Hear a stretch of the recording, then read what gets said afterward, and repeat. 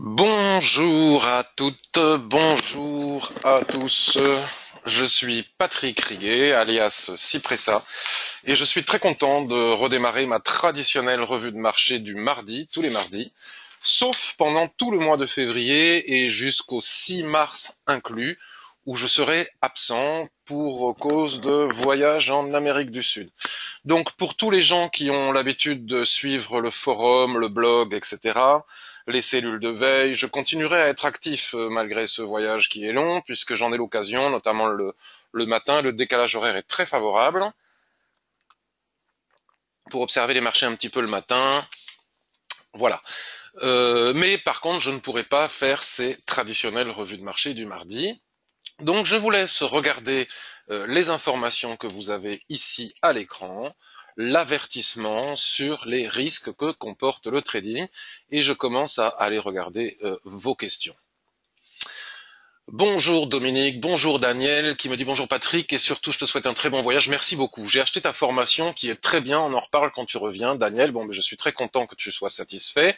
Salut Pedro, bonjour Evelyne, qui s'est inscrite hier sur le forum, bonjour Marc, toujours présent, Laurent, toujours présent, c'est vachement sympa, Jannick, Ulrich, des gens que je vois aussi pour la première fois. Salut Laurent aussi, Jackie, bonjour Jackie. J'espère que tu vas bien, que le trading marche bien, que tu as réussi à mettre un petit peu de patience dans ton trading. Salut Marc, et puis bonjour à tous ceux qui vont arriver et à qui j'aurai pas l'occasion. Euh, voilà, tu enregistres, me dit Marc, mais tu ne pourras pas rester devant l'écran. T'inquiète pas, tu n'es pas obligé d'enregistrer, hein, puisque moi-même je le fais, puis ensuite je remets la revue de marché sur YouTube. Bonjour Kim, merci de me souhaiter. Bonjour Fabrizio, bonjour Marc. Oui, tout avance malgré moins de temps pour l'instant, Jackie. Mais à la limite, moins on a de temps pour rester devant les écrans et mieux on trade. Alors, passons maintenant aux choses sérieuses dans le sens où il est 10h01 et donc nous allons pouvoir commencer la revue de marché.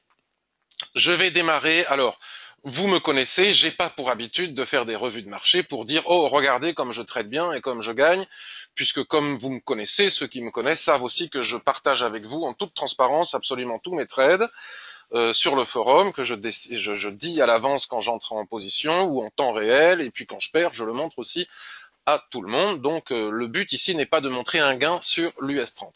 Mais je voudrais démarrer cette revue de marché en vous disant deux choses. D'abord, je vais vous parler très brièvement des chandeliers japonais, puisque j'ai été interpellé hier sur Twitter par rapport à cela. Donc je vais préciser mon propos en ce qui concerne les chandeliers japonais, que j'ai reçu un mail d'une personne qui me disait que j'avais les chevilles qui gonflent, peut-être, veuillez m'en excuser si ça m'arrive parfois. J'essaye de ne pas être comme ça, mais je ne peux pas non plus manquer d'humilité, une fausse humilité. Les chandeliers japonais, c'est effectivement un sujet que je maîtrise parfaitement bien. Même si évidemment, même quand on maîtrise, on peut commettre des erreurs, mais je ne peux pas mentir et dire oh ben je bidouille les chandeliers. C'est un sujet que je maîtrise et que j'étudie depuis de nombreuses années. Donc pourquoi m'en cacher? Donc je sais vraiment de quoi je parle quand je parle des chandeliers japonais. Et c'est tout à fait intéressant parce que pourquoi? On va revenir sur ce seuil. Je vais vous parler donc un tout petit peu des chandeliers japonais, puisque dans la cellule d'éveil du forum hier, j'ai déposé une alerte concernant le DAX, en m'appuyant justement, en donnant des exemples de comment éventuellement entrer en position grâce aux chandeliers japonais. Donc je précise que je ne suis pas là pour donner des signaux, mais une sorte, je suis un formateur aussi Ishimoku, et donc mon propos, tout ce que j'écris, tout ce que je dis est une sorte de formation continue sur l'utilisation de l'Ishimoku, puisque on peut faire une formation, vendre une formation, et puis ensuite débrouillez-vous. Donc moi, j'utilise cet outil de l'Ishimoku au quotidien dans mon trading, donc je trouve utile de montrer comment est-ce que je l'utilise en association, notamment avec les chandeliers japonais, dans le cadre pédagogique de la formation Ishimoku, et en aucun cas pour donner des signaux de trading.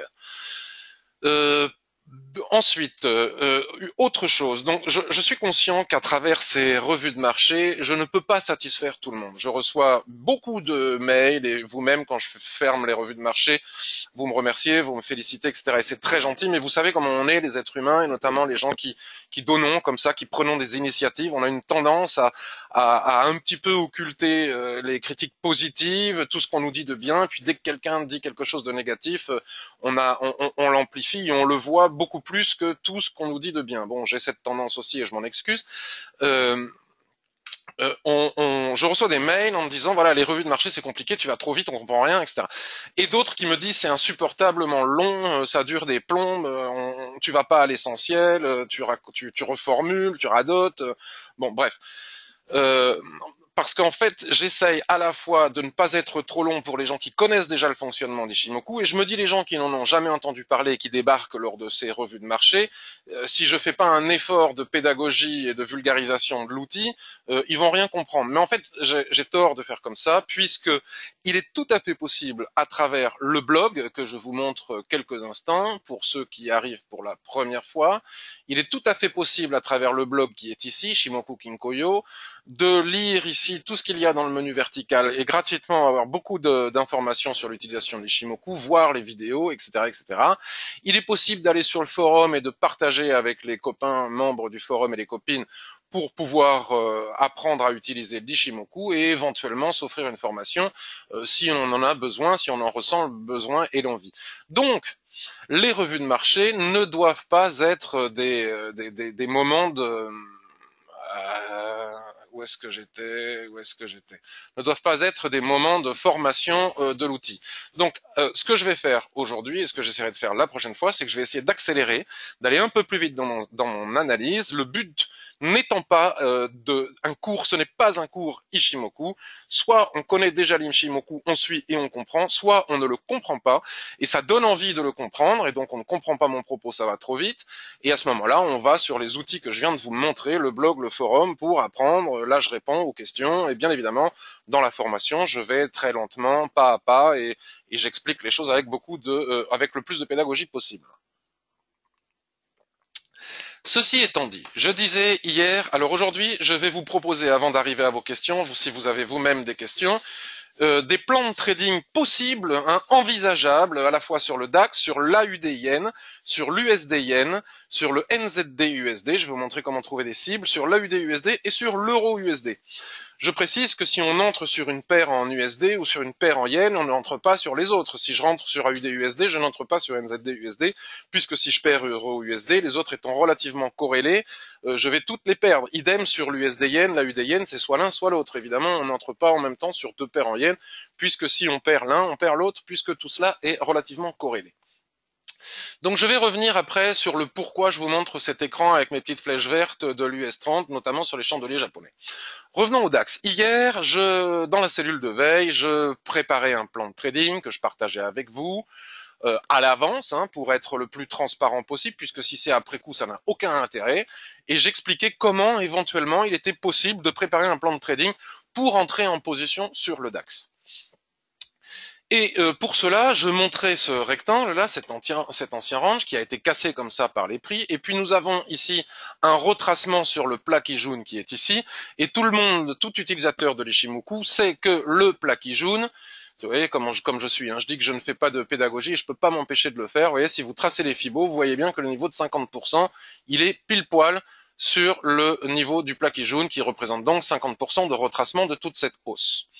Et donc j'expliquais que si ce niveau tenait, le plat Kijun ici, il était peut-être envisageable de s'appuyer dessus pour entrer en position.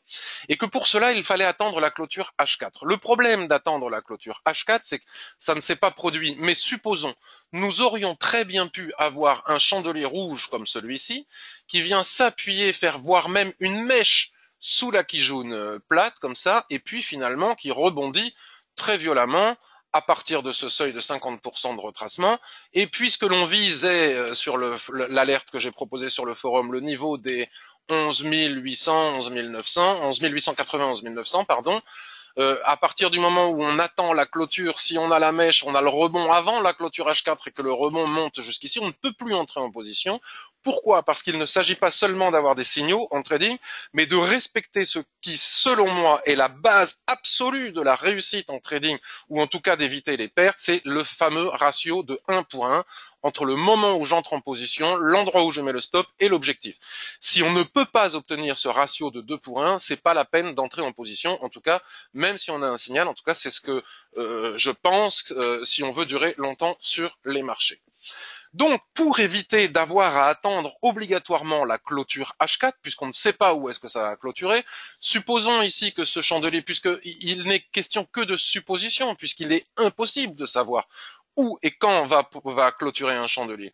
Imaginons maintenant que ce chandelier n'est pas cassé, puisque cassé c'est en clôture, on ne tient pas compte des mèches.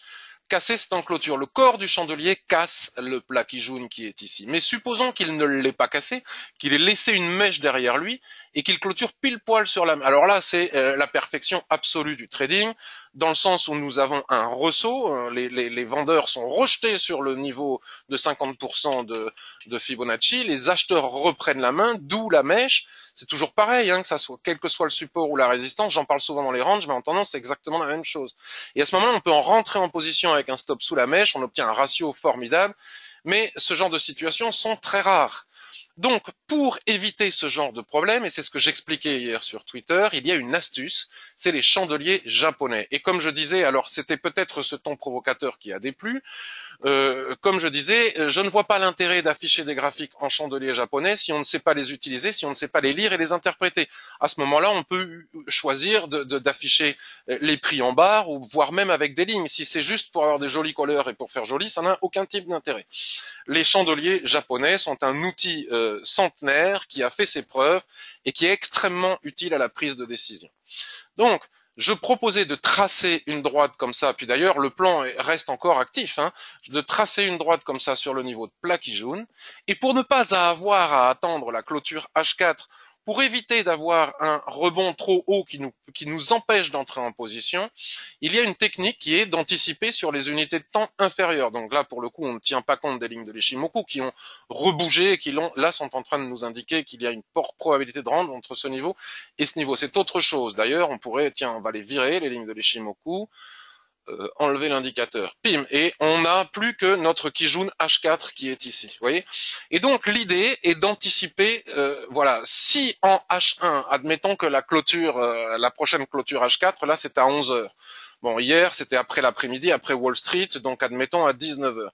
Donc si à 17 heures ou si à 18 heures, donc 2 heures, 1 heure avant ou 3 heures, peu importe le moment, en clôture H1 sur ce seuil de Kijun H4, nous avons des lignes, parce que c'est comme ça que ça s'appelle, des lignes de chandelier japonais de retournement associées à de forts volumes. J'ai déjà expliqué pourquoi les forts volumes.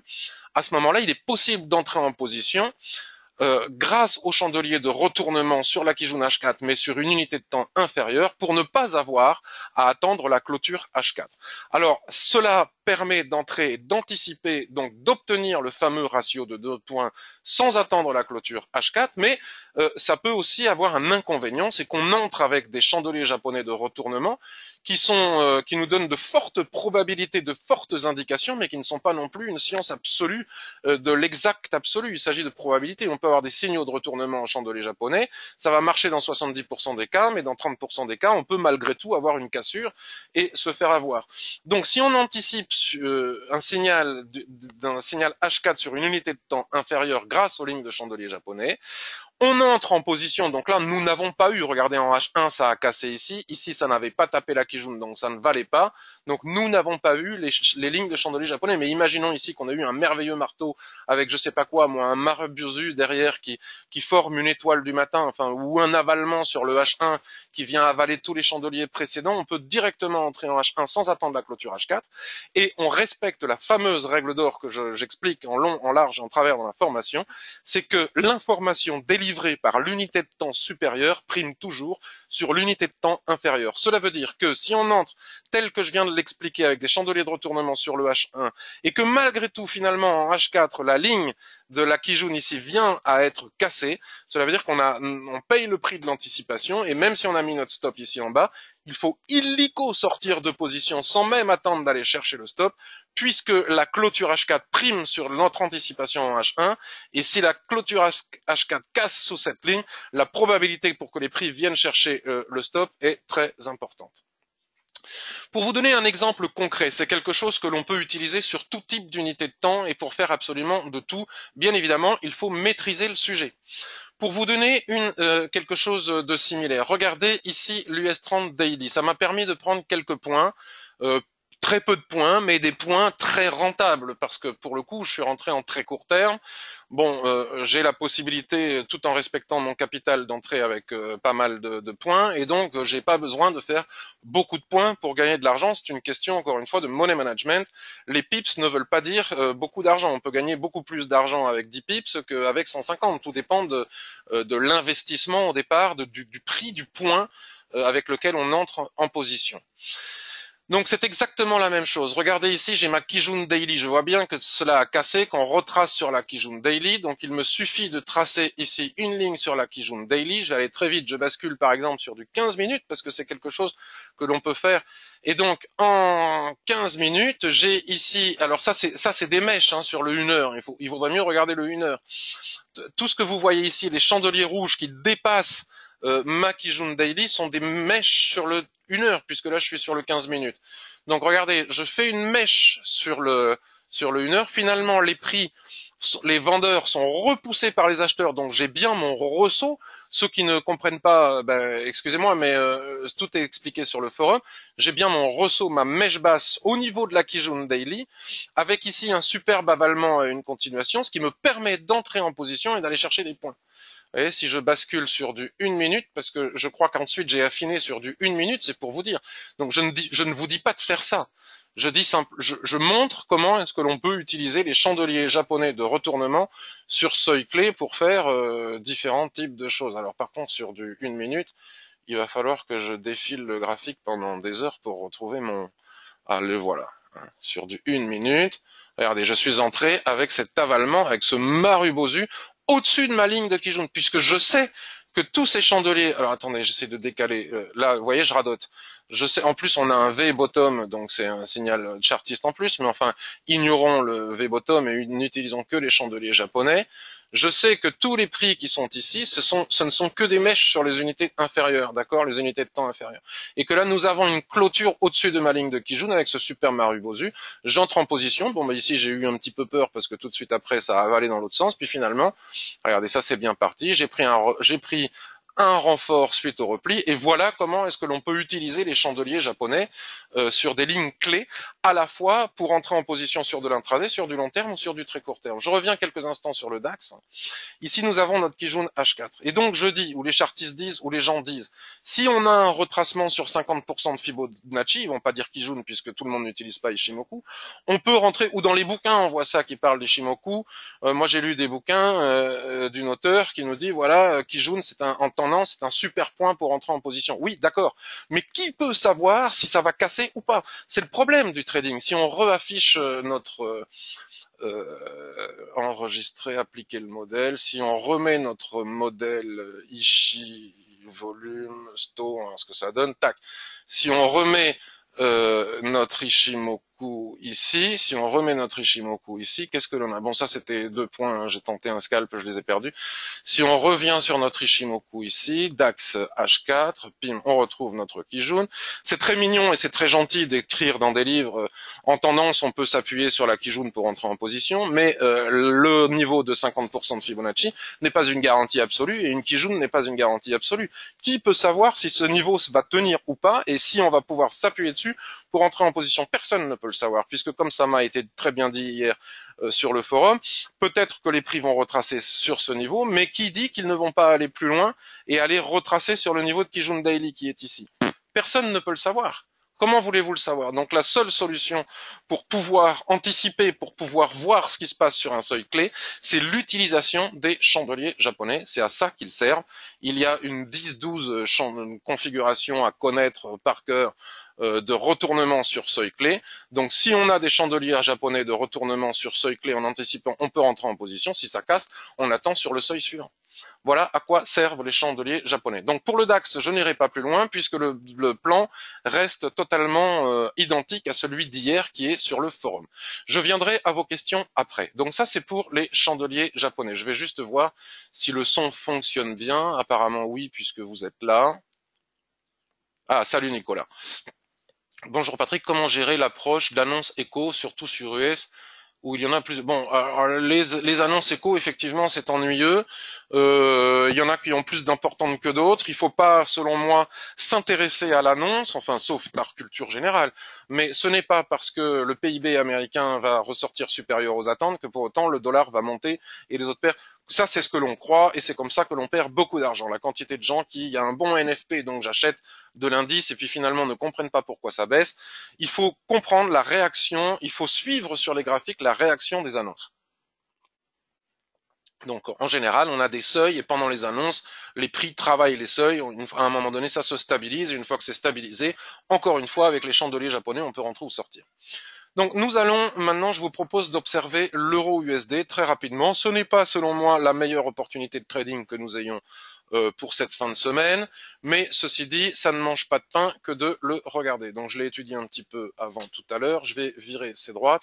Là, je suis sur un graphique hebdomadaire, donc qui n'est pas une surprise pour vous, puisque ce graphique hebdomadaire, on l'affiche depuis le 21 mars 2015. Depuis le 21 mars 2015, les prix, même malgré cette tentative ici, là, que nous avons en bas, n'arrivent pas à dépasser cette borne basse de cette immense dérive latérale, pas plus que cette borne haute de cette immense dérive latérale. Encore une fois, utilisation des chandeliers japonais, étoile filante avec le corps qui clôture ici, on pouvait vendre les yeux fermés pour aller chercher des niveaux un peu plus hauts. Ici, c'est un peu plus compliqué puisqu'on ne peut pas parler véritablement de chandelier de retournement. Si, on peut d'hésitation, on va dire, mais pas vraiment.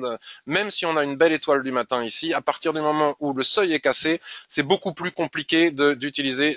Même s'il est mimi cassé comme ça, c'est beaucoup plus compliqué de savoir où vont aller les prix, puisque les chandeliers japonais ne donnent pas d'objectif, ils nous indiquent juste des retournements ou des continuations.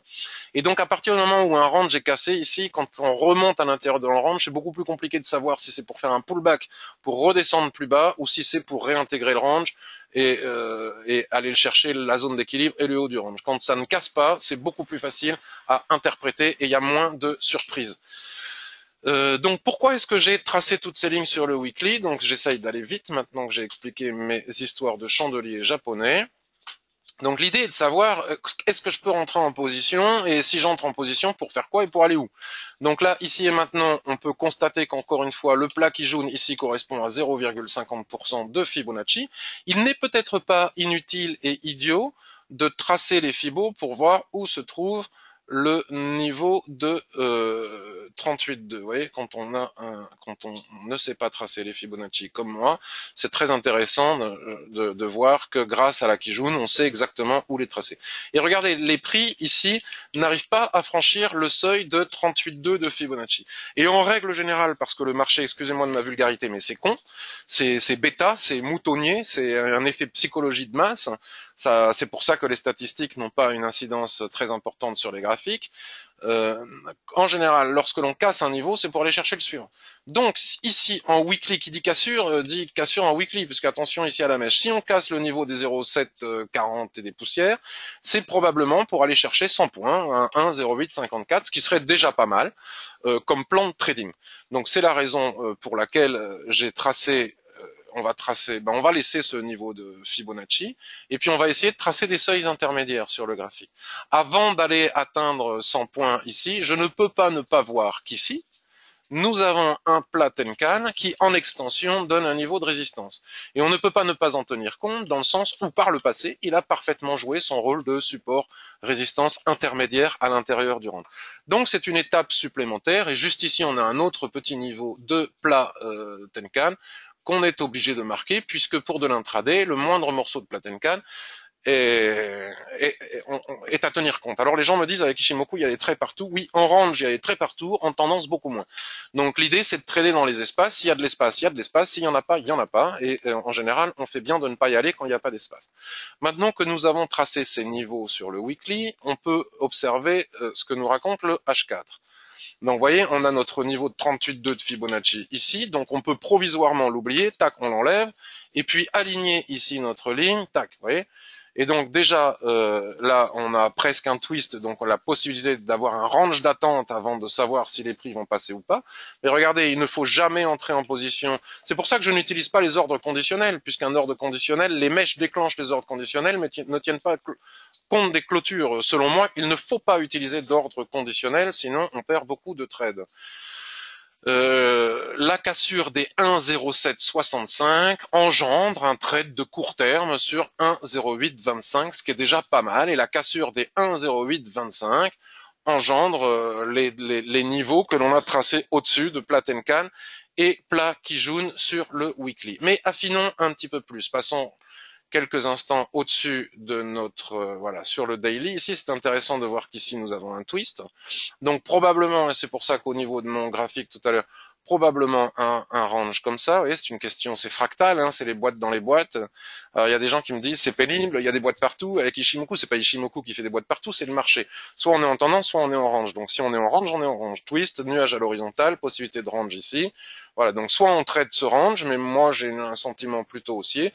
Soit regardez comme Ishimoku est bien fait. Nous avons la ligne que nous avons tracée ici, 1,0820, correspond à ce plat SSB. Nous avons aussi un autre seuil ici à 1,09. Et voilà comment est-ce que l'on a tracé tous nos seuils. Et avant d'arriver jusqu'à la Kijun ou en haut du range que l'on a tracé tout à l'heure, on ne peut pas non plus ne pas tenir compte de cette ligne de tendance qui pour le moment n'est pas véritablement valide dans le sens où il n'y a que 2 points, mais il faudra faire attention au chemin qui est ici, sans oublier Chikou qui doit aussi passer cette ligne de tendance. Donc vous voyez, c'est pas compliqué de faire des plans de trading, il y a de l'espace ou il n'y en a pas.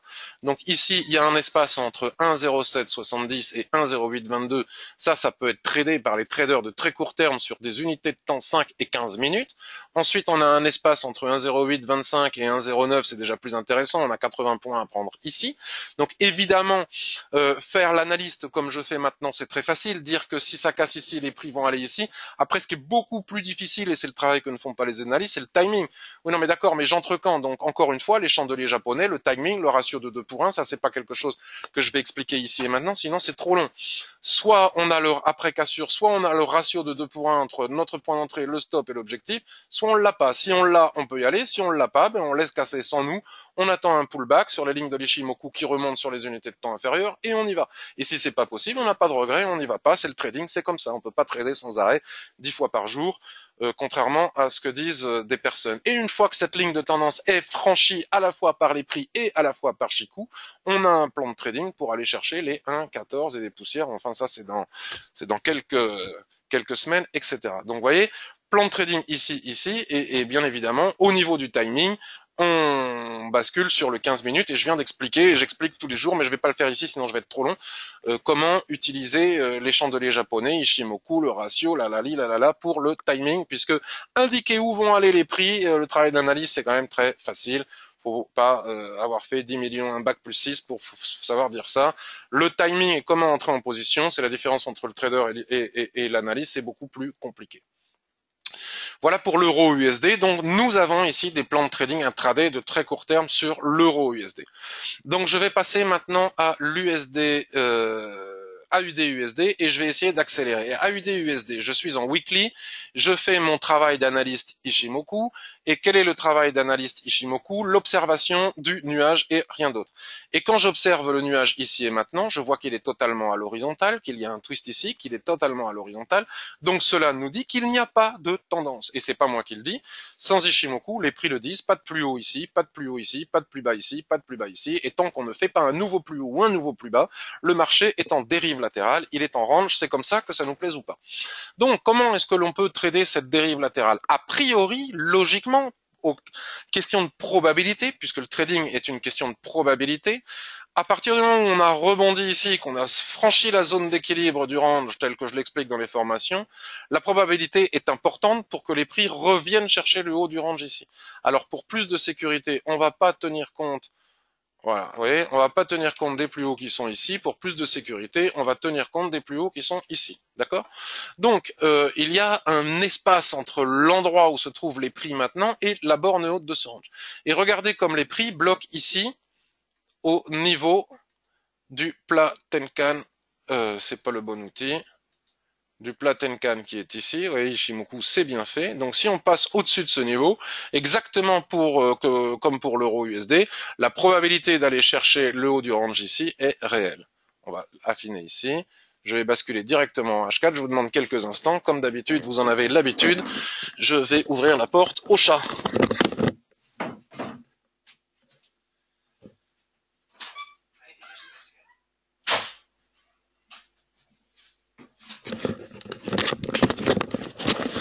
Voilà, ça c'est fait.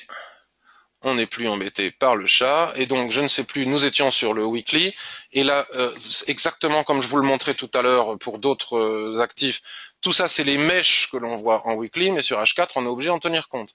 Donc nous sommes obligés de remonter notre ligne ici, tiens là il y a un twist, et nous sommes en train de dessiner une dérive latérale comme ça, donc là c'est très simple, et c'est facile l'analyse avec Ishimoku. Bon, et après il suffit d'avoir la patience d'attendre que les plans se déclenchent, puis s'ils se déclenchent pas, ils se déclencheront un autre jour. Donc nous avons ici notre range qui est tradable, mais bon, quand on a des chandeliers qui mèchent de partout en plein milieu du range comme ça, c'est à éviter. Il n'y a pas de volatilité ici.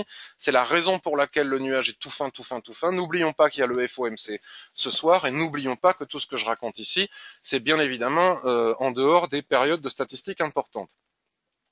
Si on casse les 0,76, nous avons une cible à 0,7670. Voilà pour l'analyse AUD-USD. C'est simple, clair, net et précis.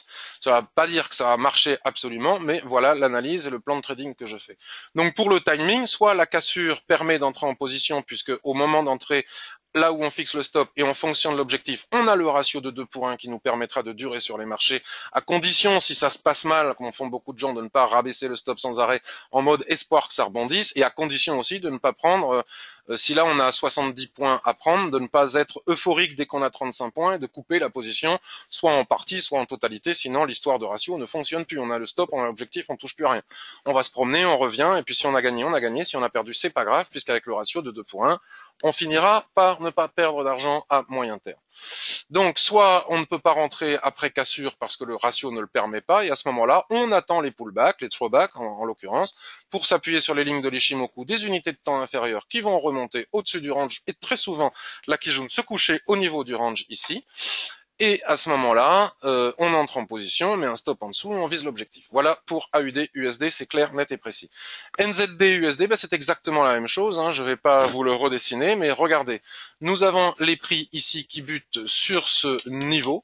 Donc la question est de savoir où vont aller les prix si jamais on casse ce niveau. Donc nous n'avons aucune certitude d'où vont aller les prix, mais on peut fixer des probabilités. Et donc, si je tiens compte, déjà, je suis obligé de tenir compte des mèches qui sont ici, puisqu'en chandelier japonais, vous savez que l'extrémité des mèches sont des niveaux de support résistance, et comme par hasard, ça colle pile poil à un niveau de Tenkan qui est ici, plus ou moins à un niveau de SSA qui est là, et à un angle de SSB qui est ici. Donc, même si on ne sait pas lire les chandeliers japonais, Ishimoku nous délivre des seuils dont on peut vraiment tenir compte. Je jette un œil sur le mensuel.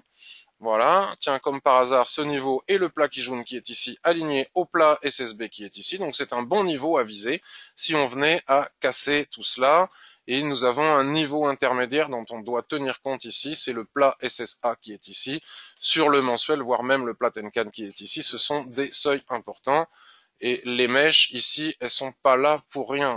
C'est plutôt celle-là. Regardez, c'est pas là, c'est pas pour rien que les prix font une mèche ici.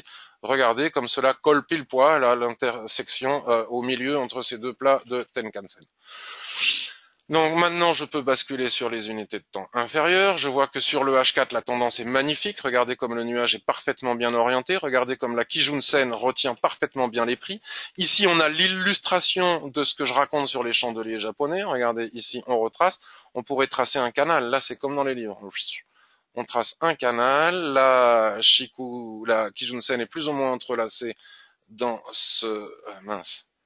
dans cette ligne de voilà. Alors là, ça biseaute un petit peu, donc attention. Regardez ici, le marteau nous permet à la fois rebondir sur la ligne de tendance et à la fois clôture au-dessus de Kijun, nous permettait ici d'entrer en position avec un stop en dessous et viser le haut du canal. Par exemple, pour vous donner une idée de l'utilisation des chandeliers japonais. Ici, ça ne casse pas, ça ne casse pas. Étoile du matin, cassure ici. Donc là, on va attendre de casser ce niveau parce qu'il y a bien un problème à ce niveau. On peut affiner, on peut affiner ici. Et si donc on vient à casser les 0,73, moi je vois un objectif à 0,74, 0,7390 pour éviter les chiffres ronds. Et pour l'entrée en position et le timing, j'ai expliqué sur les autres paires, c'est exactement la même chose sur NZD USD. Ce n'est que mon point de vue. Mais voilà, c'est quelque chose qui peut fonctionner. Étant donné qu'on est en surachat, il faut toujours surveiller que les cassures ne se fassent pas trop loin de la Tenkan-sen. Si une cassure, donc pour savoir s'il faut rentrer sur cassure ou après pullback, il y a le ratio tel que je viens de l'expliquer, et il y a bien évidemment la Tenkan-sen. Si une cassure se fait euh, si une cassure laisse les prix loin de la Tenkan-sen, on ne peut pas entrer en position puisque Tenkan-sen doit toujours coller au prix. Si on le fait, on risque de manger le pullback dans les dents et ça peut être très violent. Donc on attend que les prix retracent pour que Tenkan-sen refasse son boulot consistant à coller au prix. Donc voilà, encore une fois, un plan de trading. Nous en avons de très court terme sur EURUSD, un mignon sur AUD-USD, un très joli de 100 points sur le NZD-USD. Je continue.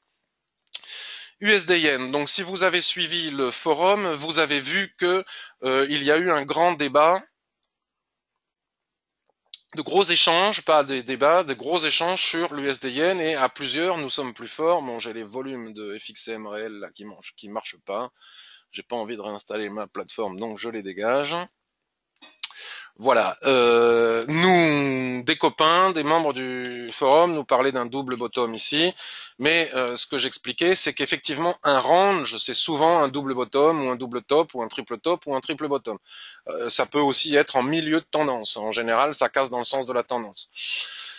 Sur le H4, on va pas aller regarder sur les unités de temps inférieures, ça ressemble effectivement à un double bottom chartiste. Mais tant que la borne haute du range, autrement dit la ligne de coup de ce double bottom n'est pas cassée, on ne peut pas savoir à l'avance, encore une fois, s'il s'agit d'un double bottom ou peut-être pourquoi pas d'un triple bottom ou voir si ça casse par le bas, rien du tout.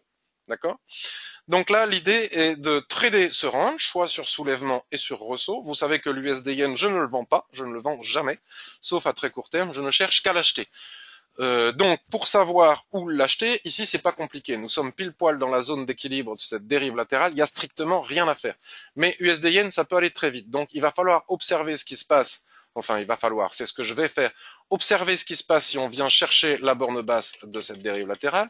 Si nous avons des chandeliers de retournement, comme ici ce magnifique avalement, comme ici cette pénétrante suivie d'un marteau doji, suivi d'une étoile du matin, à ce moment-là, on pourra rentrer en position, le tout accompagné de volume, avec un stop sous les mèches les plus basses et viser 1, la zone d'équilibre, 2, le haut du range.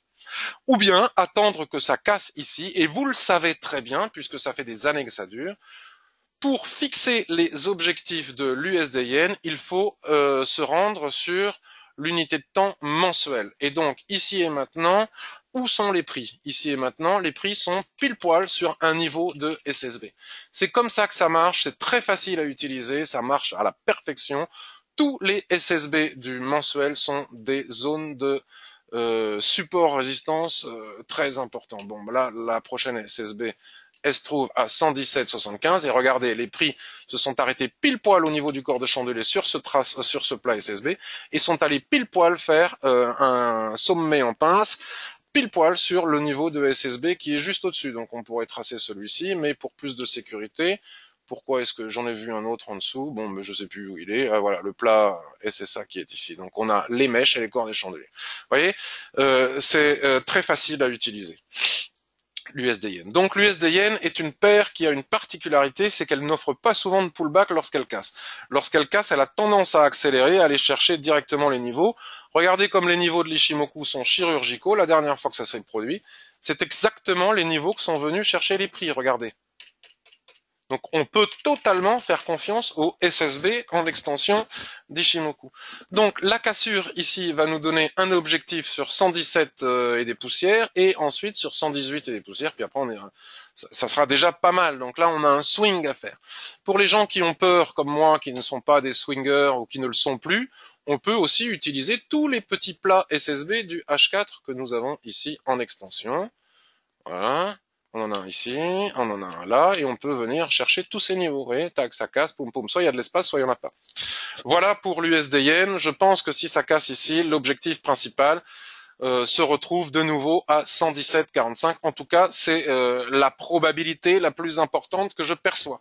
Il est davantage probable d'aller chercher ces niveaux si on casse que d'avoir une fausse cassure et de repartir par le bas.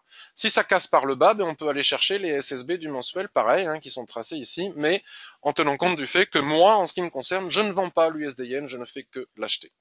Donc nous avons ici un plan précis sur l'USD Yen et pour ne pas perdre de temps, allez voir le forum Phil USD JPI. Il y a plein d'échanges concernant l'analyse actuelle que nous sommes en train de faire sur l'USD Yen. Et donc un plan de trading, c'est ça, c'est attendre d'avoir la patience que les niveaux importants soient rejoints par les prix et avec les chandeliers japonais, céder à la décision pour aller chercher des objectifs que l'on trouve sur les unités de temps avec l'Ishimoku. Très rapidement, et j'aurai bientôt fini, AUD Yen. Alors AUD Yen en H1, j'ai décelé cette belle dérive latérale. Regardez, ici et maintenant, c'est clair, net et précis.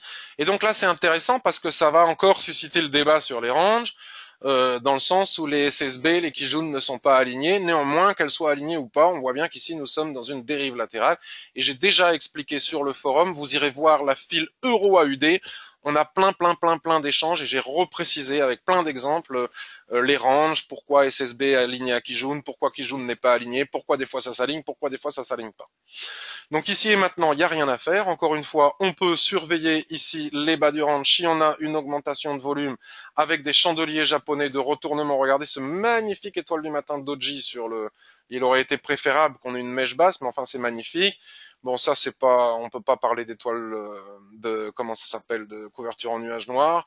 Là ici, à gauche de l'écran, on a de magnifiques chandeliers de retournement, des doji. Regardez, des pendus, deux pendus consécutifs, un porteur d'eau doji, machin, le tout formant une étoile du soir. Poum poum, on se retrouve en bas. Donc ça marche très bien d'utiliser les chandeliers japonais, que ce soit sur les ranges, sur les kijun, sur les droites de tendance ou sur tous les niveaux de support et résistance, et de les anticiper aussi sur unité de temps inférieure. Ici et maintenant, il y a à peu près rien à faire, éventuellement, mais enfin c'est pas...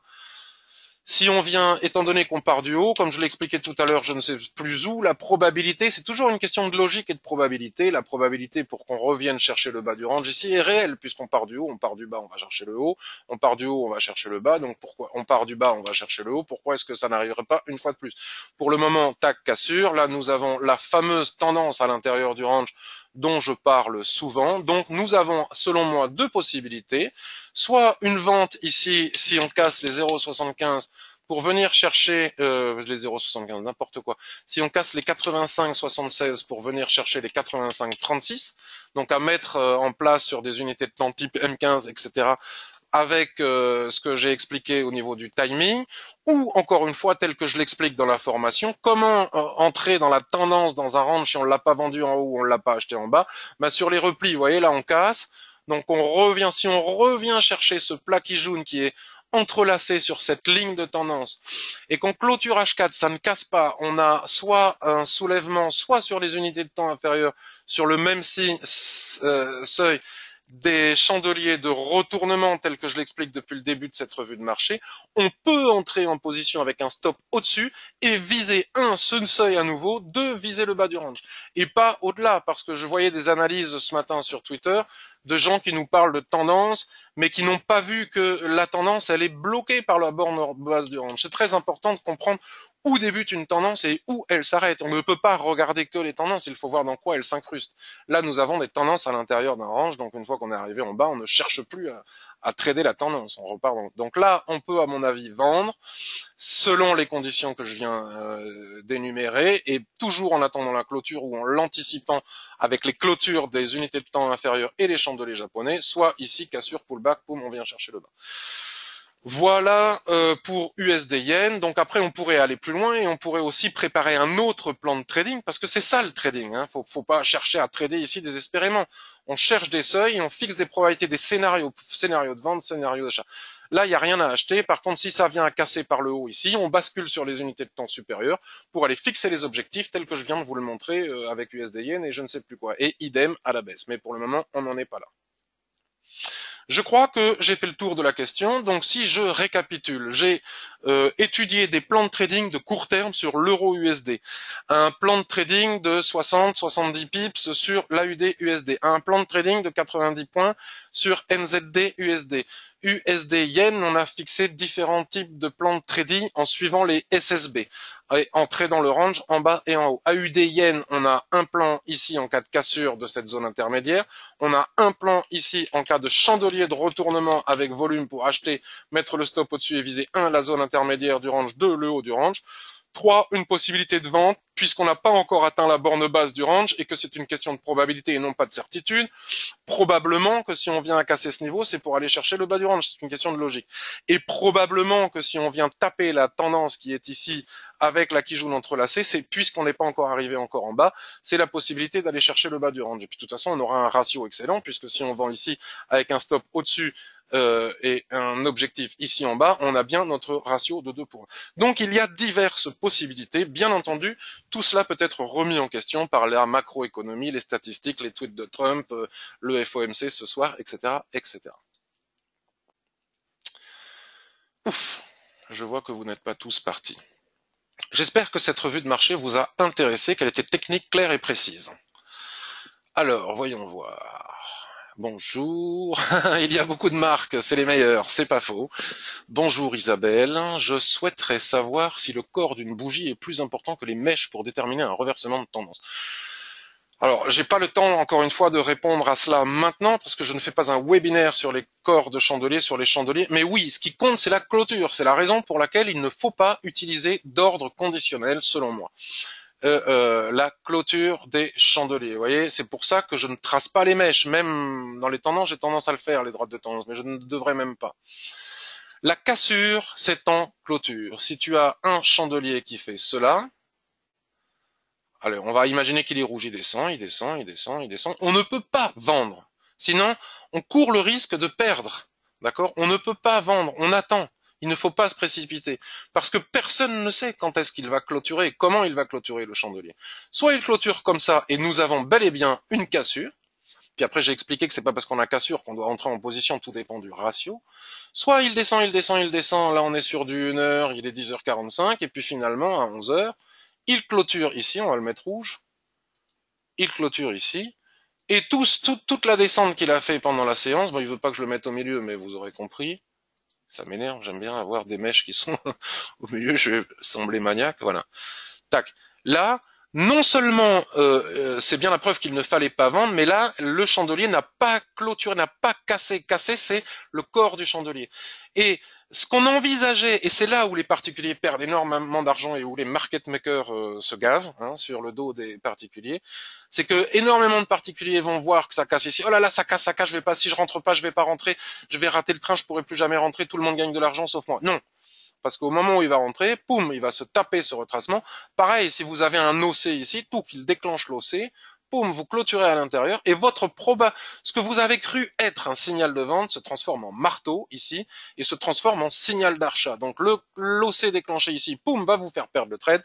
La précipitation va vous faire perdre le trade. Un maximum de particuliers ici vont se faire manger par les market makers et les professionnels qui, eux, ont payé parce qu'ils connaissent cette situation pour remonter en haut du range. Donc, il s'agit bien des corps des chandeliers et les mèches sont des indications d'hésitation telles que je l'explique parfaitement bien dans la formation. Qu'est-ce que ça veut dire qu'une mèche? C'est le reflet d'un combat entre deux camps. Et là, les vendeurs essayent de casser le support puisqu'ils sont partis d'en haut. Les acheteurs voient qu'il y a un support ici. Ils essayent de refouler les vendeurs. Les vendeurs comprennent qu'ils n'iront pas plus loin. Ils encaissent leurs bénéfices. Conséquence, ça remonte. C'est question de logique, le marché. Alors, ça c'était pour Isabelle. Si toi, tu as les chevilles qui enflent, que dire de ce que je vois sur Twitter? D'accord. Merci Laurent. Bon, des fois, j'ose dire, voilà, un mec qui me prend un petit peu la tête sur ce que je raconte sur les chandeliers japonais, mais c'est un gars qui prend la tête à tout le monde de toute façon. Et, donc, voilà, il m'a agacé. Et donc, d'autres ont lu mes réponses et m'ont, oui, t'as les chevilles qui gonflent, etc. Mais on s'en moque. Tu ne radotes pas du tout, me dit Daniel. Merci beaucoup. Les critiques, tu t'en occupes pas, car tout ce que tu fais est exceptionnel, comme je l'ai déjà dit hier en lisant le forum et tes explications. Je peux le dire, car j'en ai connu des vendeurs de formation. Jackie, merci beaucoup. Bonjour Patrick. Comment gérer à l'approche d'annonces économiques? Donc, j'ai répondu tout à l'heure. Et oui, les annonces économiques, c'est un problème. C'est pour ça que soit on n'en tient pas compte en swing trading parce qu'elles ne provoquent que du bruit, et en intraday, on est obligé d'en tenir compte, donc on ne montre pas. Soit on est déjà en position. En fait, la réponse concrète que j'aurais à donner, c'est la suivante. Soit tu es déjà en position, genre tu es rentré ce matin en position à 10 heures du matin suite à un plan de trading. Et tu as de la marge, tu veux aller chercher 100 points, puisque ton analyse technique t'a permis de viser 100 points, pas par hasard, on ne vise pas 100 points, c'est suite à l'analyse technique, comme sur NZD USD, trader, tu es à plus 50 au moment où il y a une annonce importante à 14h30. Bon, ben là, il n'y a pas 36 solutions. Si on veut respecter le ratio, et c'est vraiment la garantie de durée sur les marchés, il ne faut pas sortir de position, mais par contre, exceptionnellement, pour faire face à cette statistique, on peut mettre notre stop au break-even, c'est-à-dire à zéro. Parfois, le stop est touché, on fait une mèche et on remonte dans le bon sens. Donc c'est délicat. Ou tu ne touches à rien et tu acceptes de prendre ton stop. De toute façon, tôt ou tard, avec des ratios de 2 ou 1, tu finiras gagnant quoi qu'il arrive. Soit ton plan de trading est sur le point de se déclencher, ou il se déclenche, admettons par exemple un horaire à la con, c'est 15h30, l'ouverture de Wall Street, qui est assimilable à une statistique. Il y a beaucoup de bruit à l'ouverture de Wall Street. Soit ton plan se déclenche à 14h en clôture H1, et tu sais qu'à 14h30, il y a des statistiques. Donc là, tu ne peux pas entrer en position. Il faut attendre la statistique, puisqu'on n'a pas de marge, on n'a pas de matelas pour faire face à la statistique, qui peut faire des mèches qui vont taper les stops. Donc on attend la statistique, et souvent, après la statistique, il y a du bruit et finalement le marché finit par reprendre le sens de la probabilité étudiée. Bon, après, c'est une question de timing. Soit on peut plus rentrer, soit on peut rentrer. Il faut faire avec. Sur un range de minimum daily, me dit Nicolas, faut-il prendre en compte les plats SSB qui jouent, etc. en TF inférieur? Alors, j'ai répondu très clairement à cela sur le forum, mais encore une fois, comme il ne s'agit pas de formation Ishimoku, j'ai pas vraiment le temps. Dans un range, on ne peut tenir compte il faut, en fait, dans un range, soit on paye en bas avec un superbe marteau comme ça, soit on vend en haut avec des pendus, des doji et des étoiles du soir ici et des mèches. On ne fait rien au milieu, soit on suit la tendance une fois que la zone d'équilibre a été cassée, comme je l'explique dans l'information, et on ne fait rien d'autre. Cependant, on peut faire du trading de court terme entre les lignes de l'Ishimoku à l'intérieur du range. D'accord? En tendance, vous n'aurez pas autant de lignes. Les gens disent, il y a des lignes partout, c'est insupportable, c'est la panique, je peux jamais entrer en position. Ce n'est vrai qu'en range. Si vous cherchez une tendance, je ne sais pas où il y en a actuellement, vous verrez qu'il n'y a pas autant de lignes et qu'il y a beaucoup d'espace pour trader entre les lignes. Donc si tu fais du scalping, par exemple, tu peux très bien trader, par exemple, tu peux très bien tracer, là je suis sur du H1, c'est un peu abusé, mais ce n'est que pour faire du trading de court terme à l'intérieur des ranges. Parce que je radote exprès, on trade les ranges soit en haut, soit en bas, selon des conditions précises, soit dans la tendance qui s'inscrit à l'intérieur du range, descendante ou ascendante, une fois la zone d'équilibre cassée, comme c'est le cas ici et maintenant, et jamais d'une autre manière. Et sinon, on s'abstient et on ne traite pas, puisque effectivement il y a des lignes partout. Mais par exemple, pour les gens qui font du scalping, ce que je déconseille totalement, même si moi-même j'en fais, c'est très dur quand on débute. On peut par exemple tenir compte de toutes ces petites zones intermédiaires. Tu vois là, tac, tac, tac, tac.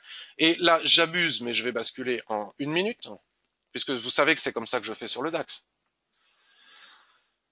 Ils sont où tous mes traits que j'ai tracés? Je sais plus. Bon, mais là, en 1 minute, forcément, c'est loin, mais il y en avait d'autres intérêts. Et voilà, en 1 minute, j'ai quand même des espaces ici, 86-21, 86-29. Bon, totalement ridicule de trader 10 pips de scalping sur l'USD-Yen, puisque si on tient compte de la commission et du spread, il faut gagner un minimum 3,5 pips pour pas perdre de l'argent, ce qui est énorme en scalping. Mais sur le DAX, c'est largement suffisant, tu vois, d'aller chercher 2-3 pips comme ça, à l'intérieur des traits SSB qu'on a tracés dans les Shinro. Sinon, non, on n'en tient pas compte, puisque on traite en bas, en haut et dans la tendance, une fois cassé la zone d'équilibre. Et quand on est en range, c'est normal qu'il y ait des traits partout. C'est pour que les gens, Ishimoku est bien fait, il est gentil avec nous, c'est pour que les gens n'aillent pas trader n'importe où à l'intérieur d'un range, sinon ils vont le perdre. Je reviens aux questions.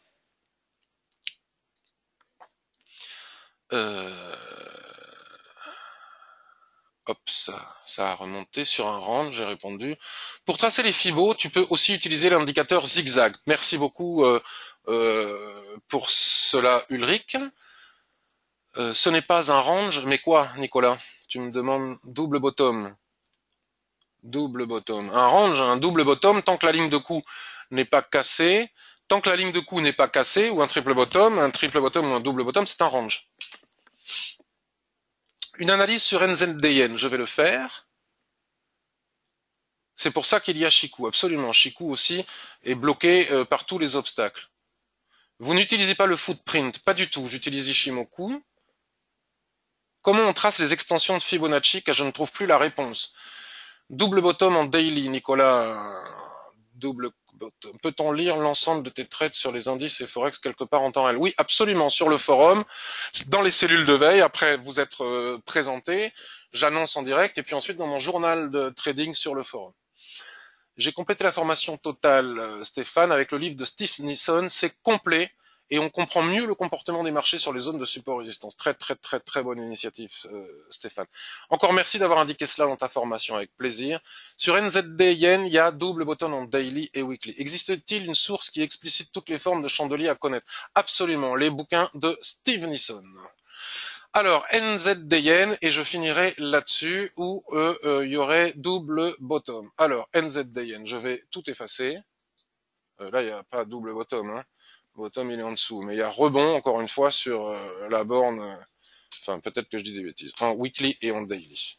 Double top, peut-être, puisqu'on est en haut. Je ne sais pas. Alors, NZDN, Nicolas, sur du daily. Alors, double... double top, tu as voulu dire. Double top. C'est possible, mais il est impossible, c'est pour ça, cette histoire de double top, double bottom, c'est un peu, excusez-moi, mais pas toi, hein, Nicolas, mais cucul-la-praline, et attendre de casser la ligne de coup pour entrer en position, il vaut mieux rentrer en haut, comme ça c'est beaucoup plus simple. Et on va chercher la ligne de coup, et c'est ce que, par exemple, dans son bouquin, François, je crois qu'il s'appelle Baron, explique. Il donne toujours l'exemple classique, traditionnel de comment entrer en position suite aux cassures de figures chartistes, et il explique aussi, lui, la méthode qu'il indique comme étant agressive, mais qui en fait exactement ce que je fais moi, qui consiste à avant tout aller chercher un superbe ratio, puisque c'est vraiment ça qui est le plus important. Tout le reste, il faut presque l'oublier. C'est rentrer, chercher des positions avec superbe ratio. Donc on ne tient pas compte des lignes de l'Ishimoku. Mais effectivement, là nous avons un top, là nous avons un double top, mais on ne peut pas dire que c'est un double top tant qu'on n'a pas cassé la ligne de coup. Par contre ici, alors là ça s'est fait pendant la nuit, là on avait un superbe signal de vente. Là on avait un superbe signal de vente sur le daily, bon on peut l'affiner, et on peut effectivement mettre le stop ici au-dessus, viser la zone d'équilibre ici qui est constituée par la Kijun et la ligne de coup du probable double top, mais qui peut aussi, comme on l'a vu tout à l'heure avec USD Yen, être un triple top, et puis si ça casse par le haut, rien de tout cela. Donc pour affiner l'analyse, on va quand même aller regarder sur un graphique hebdomadaire. Je reviendrai à tout cela après. On va regarder sur un graphique hebdomadaire. Attention, parce que là, nous avions... La figure, elle est cassée, là, Nicolas. Sur le weekly, c'est cassé. Quand c'est cassé, c'est cassé. D'accord? Là, nous avons une cassure et là, nous avons un harami débutant. Mais c'est difficile à dire. En tout cas, si l'USD Yen décolle, comme on l'a vu tout à l'heure, le NZD Yen décollera aussi. Et là, l'objectif, en cas de cassure haussière, nous avons un premier objectif ici pour du court terme, nous avons un autre objectif ici pour du moyen terme et nous avons très probablement un superbe objectif ici. On va encore aller regarder sur le mensuel parce que les paires en yens, il ne faut pas oublier de regarder le mensuel. Regardez, toutes les lignes que l'on a tracées sur les unités de temps inférieures, on les retrouve ici sur les unités de temps supérieures. Poum poum. Est-ce qu'il y a des lignes au milieu? Est-ce qu'il y a des lignes au milieu? Il y en a une ici. Ah, connexion audio, j'ai un problème avec la connexion audio. Ah, la connexion audio est rétablie.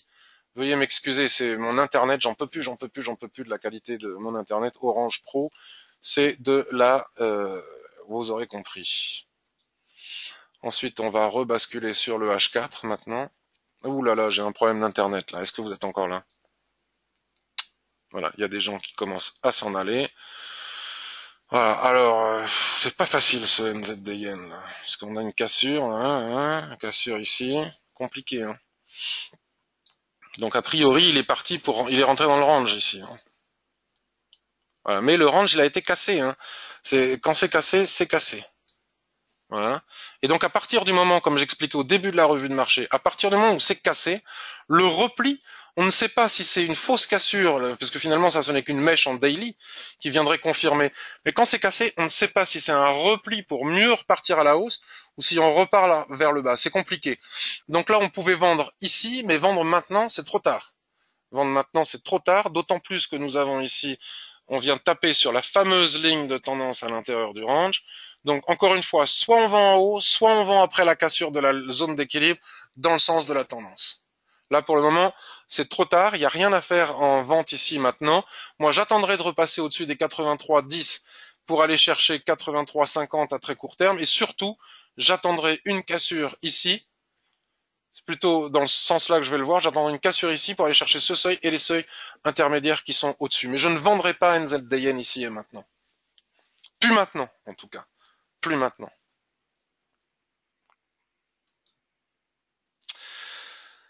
Voilà, je vous souhaite une excellente journée. Je vais vous laisser Patrick. Bon séjour en Amérique latine. Merci beaucoup. On se retrouve en mars. Merci beaucoup. Je serai avec vous sur le forum. Alors j'espère avoir été utile aujourd'hui avec cette revue de marché, notamment en donnant des plans de trading concrets sur l'utilisation de l'Ishimoku. Et puis aussi, oui, Tsukiju Netenkan. On va en reparler, Nicolas, quelques secondes. Merci à tous. Je vous souhaite un bon mois de février. Je reste présent sur le forum et sur le blog. Je coupe l'enregistrement et je reviens vers toi, Nicolas.